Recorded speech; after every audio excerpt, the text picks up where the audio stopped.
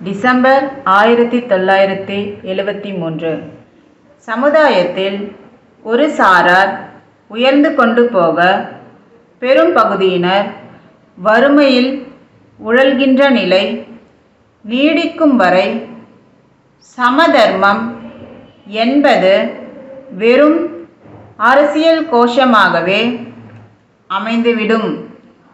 சமுதாயத்தில் தாழ்ந்து கிடக்கும் அரிசனங்கள், பிற்பட்ட வகுப்பினர் ஆகியோர் அவர்களின் வாழ்க்கை வளம் பெற்றாலொழிய விடுதலை பெற்றதின் பயனையோ அல்லது நாம் நம்மை ஆளுகிறோம் என்று சொல்லிக்கொள்வதில் பெருமையோ அடைய முடியாது.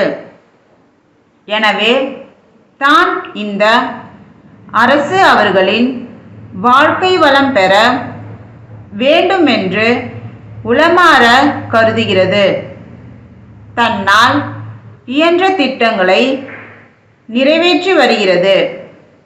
கல்வி நிலையங்களிலும் உத்தியோகத்துறையிலும் சலுகைகள் அளித்தல், அரசு நிலங்களை பட்டா செய்து கொடுத்தல், குடியிருப்பு நிலங்களை அவர்களுக்கே உடைமையாக்குதல், தமிழகம் முழுவதிலும் சொந்தமாக வீடு இல்லாதவர்களுக்கு குடியிருப்பு நிலம் வாங்கி தருதல், உழுபவனுக்கு நிலத்தில் சொந்தம் என்ற நிலை ஏற்படுதல், தாழ்த்தப்பட்ட பெருமக்களை கோயில்களில் அறங்காவலர்களாகவும் அர்ச்சகர்களாகவும் நியமித்தல், குடிசைகளில் வாழ்வோருக்கு மாடி வீடுகளை கட்டுதல், பிச்சைக்காரர்களுக்கு மறுவாழ்வு அளித்தல், கண்ணொளி வழங்கல், கை ரிக்ஷாக்களை ஒழித்தல், இவையெல்லாம் அவர்கள் வாழ்க்கையில் முன்னேற இந்த அரசு அமைத்து தரும் படிக்கட்டுகள். இது அரிசனங்களையும் பிற்பட்டோரையும் நடுத்தர மக்களையும் முன்னுக்கு கொண்டு வரும் ஒரு அமைதியான புரட்சியாகும். காழ்ப்புணர்ச்சியற்று நடுநிலைமையோடு நோக்கும் எவருக்கும் இந்த அரசின் சாதனைகள் விளங்கும். எந்த திட்டங்களை நிறைவேற்றுவதனாலும் அரசு அலுவலர்களின் ஒத்துழைப்பு தேவைப்படுகிறது. அவர்கள் ஊக்கமின்றி செயல்படுவார்களேயானால் எத்திட்டமும் சரிவர நிறைவேறாது. அரசு அமல்படுத்தும் எந்த வேலையானாலும் அவர்கள் அக்கறை காட்டுகிறார்கள். சென்ற ஆண்டு இறுதியில் ஏற்பட்ட வெள்ளத்தின் போது மாவட்ட நிர்வாகத்தினரும் அரசின் உயர்தர அதிகாரிகளும் விரைந்து செயல்பட்டதை பாராட்டாமல் இருக்க முடியாது. ஆகவே தான் தமிழ்நாடு நிர்வாகம் இந்தியாவிலேயே தலை சிறந்த நிர்வாகம் என்று போற்றப்படுகிறது. நிர்வாக திறமை சற்றும் குறைந்து விடவில்லை என்று நாம் உறுதியாக கூற இயலும். குறைந்துவிட்டது என்று கூறுவது அரசியல் நோக்கத்துடன் என்பது நடுநிலையாளர்கள் அனைவருக்கும் புரியும்.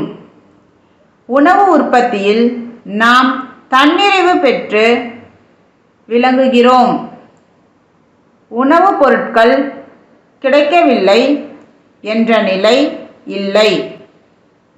பொது மேலாளர், வாசு கூட்டமைப்பு, மின்சாமான் விற்பனையாளர்கள், மண்ணடி, சென்னை அவர்களிடமிருந்து திரு க.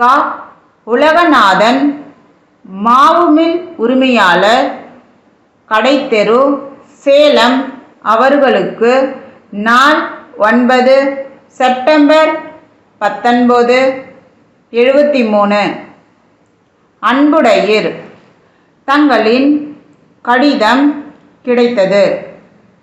அரிசி மில், மாவு மில் போன்ற சிறு தொழில் நிறுவனங்களில் இயங்கும் மின்சார மோட்டார்கள் எங்களிடம் சிறந்த நிலையில் குறைந்த விலையில் கிடைக்கும். வாடிக்கையாளர்களின் நலனை மனதில் கொண்டு நாங்கள் சில தனிப்பட்ட வசதிகளையும் செய்து கொடுக்கிறோம். பிரச்சார வண்டிகள் மூலம் பல இடங்களுக்கு சென்று வேண்டிய ஆலோசனைகள் கூறுகிறோம். சிறிய ஊர்களில் கூட விற்பனையாளர்களை நியமித்து தேவையான உபரி சாமான்கள் அருகாமையிலேயே கிடைக்க வழி செய்துள்ளோம். தாங்கள் ஒருமுறை வந்தால் தாங்கள் விரும்பும் மோட்டாரை வாங்கி செல்ல வசதியாயிருக்கும்.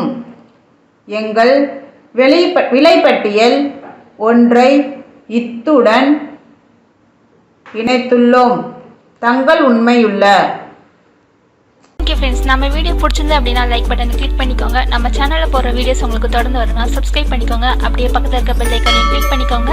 ஃபாலோ பண்ண நீங்கள் ஃபாலோ பண்ணிக்கோங்க. உங்கள் ஃப்ரெண்ட்ஸ்க்கும் வீடியோவை ஷேர் பண்ணிக்கோங்க. Okay friends, thank you.